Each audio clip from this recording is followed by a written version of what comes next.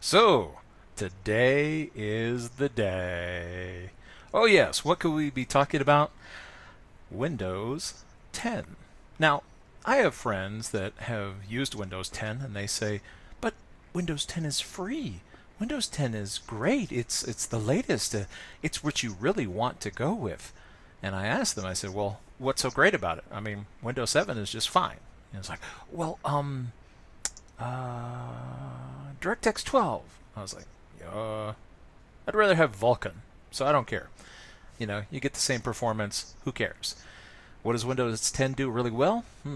Download ads. In fact, now that they've gotten a lot of people to download Windows 10, they've doubled the number of ads which appear on the start menu. Oh boy, don't you just love that progress? And let's see. Oh, forced updates. Oh, those are great for Candy Crush and other bad little programs that they like to jam in there against your will. By the way, the definition of a program that goes in your computer against your will is malware. So Windows 10 is malware by that definition. Let's see, what else? Oh, yes, that's right. Ads for the lock screen. I mean, all kinds of great ways for Microsoft to monetize your desktop because you just don't pay enough for your operating system. Microsoft wants you to pay and pay and pay. Oh, by the way, it uses your bandwidth to update other Windows 10 users.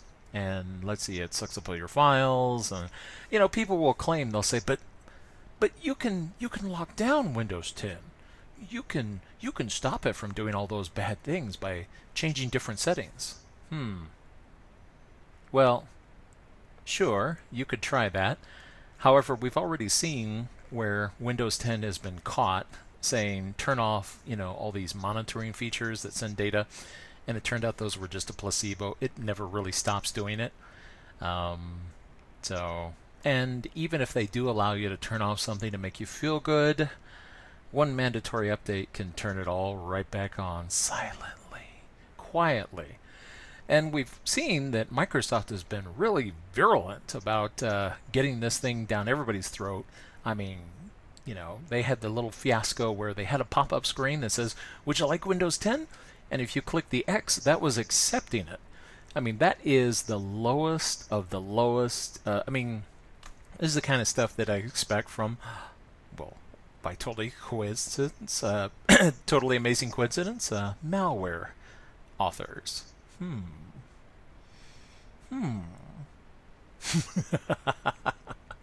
It's just ridiculous. Well, today is a special day, July the 14th, 2016, because now, as we come to a year of Windows 10 and the end of the free Windows 10 installation, a new announcement has come out. Microsoft will now be, wait for it, selling Windows 10 subscriptions. So it's not enough that you bought the computer and you paid for your license. Now you get to pay and pay and pay. Well, at least you're in the enterprise. So they're going to roll this out for businesses first. Now, Microsoft for years has had what are called Microsoft Enterprise Agreements, where businesses could pay quote-unquote one fee to have access to the world of Windows and all of its little applications. But only really big businesses typically bought off on this. Smaller firms would avoid it like the plague and would simply buy their stuff piecemeal and use it until it died. Hence all those Windows XP machines that are still all over the place at point-of-sale terminals and running gas stations and every place else you can imagine. I've seen, I've seen Windows 3.1 computers running, HVAC systems, Hey, if it still works, why not? There's even a Commodore Amiga out there. I mean, totally unrelated to Windows, but just as an example that people will use something until it dies. I bet you that Amiga will outlive Windows 10. Man, when they made computers like that, you should see the circuit paths look like they were laid down by a cake decorator. It was just like, a whole wad of copper. That stuff will never die. Incredible machines. They'll live forever. Well, anyway, so business customers have that to look forward to in January. Oh, aren't they so happy? Now, what do you get? Well, Microsoft is pricing Windows 10 at $7 per month. And here's how they put it. They have a spokesperson, Yusuf Medea, who is the corporate vice president for Windows and Devices Group. And he was at a, a Microsoft Worldwide Partner Conference in Toronto recently. And he said, for the price of a cup of coffee and a donut per day, you can get enterprise class performance. Security on a per user subscription basis. Oh boy. Yeah, color me excited. So in your typical, middle, size company, or even small, depending on what your industry is, say for example you've got 4,000 machines. It's not as much as you think. That's maybe a couple of office buildings full of computers.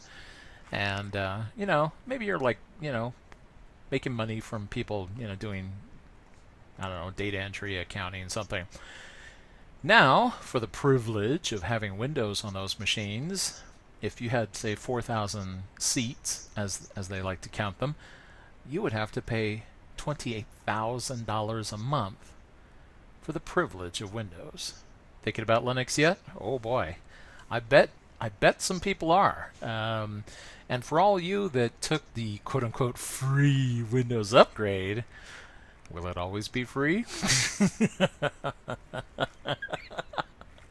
I have a feeling it won't be. When Microsoft has decided that the all of their, creations are in place, then it will be time to strike, and all the consumers will probably find it's time to pay up. I'm going to go ahead and boldly predict Windows 10 ransomware. Oh yes. So that's what I see in the future for Windows 10 users. You have my condolences. I didn't go Windows 10. I never will go Windows 10.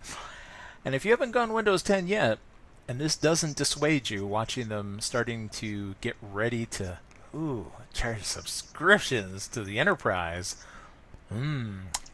they are salivating about charging you. Don't worry, because in the enterprise space they talk about they don't care if it's a company of a million people or a little mom and pop business of one. They want to get them all on this subscription service. And like I said, we used to sell enterprise agreements to big businesses, and only big businesses bought them. Well, Microsoft's not satisfied. They want a monthly fee from everybody. And that includes you. You remember how those enterprise agreements typically have a statement in them that say that they can be altered at any time for any reason. So if you were counting on a perpetual license, I wouldn't. I wouldn't bet the farm on that, especially if you have a business where you're, doing any kind of work that is going to depend on your machines being available.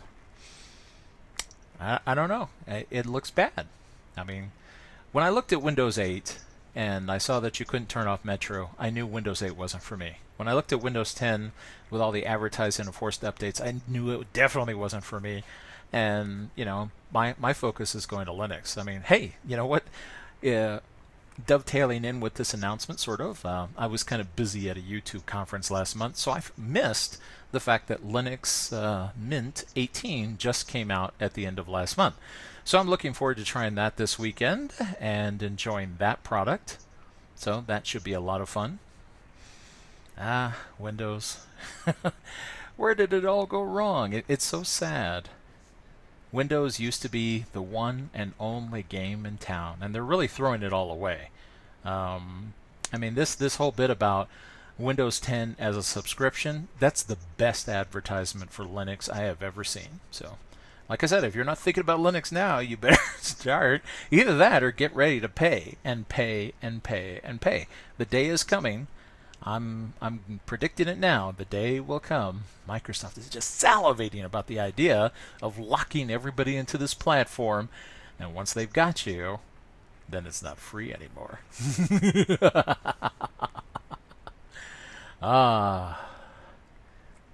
Redmond must be having a party.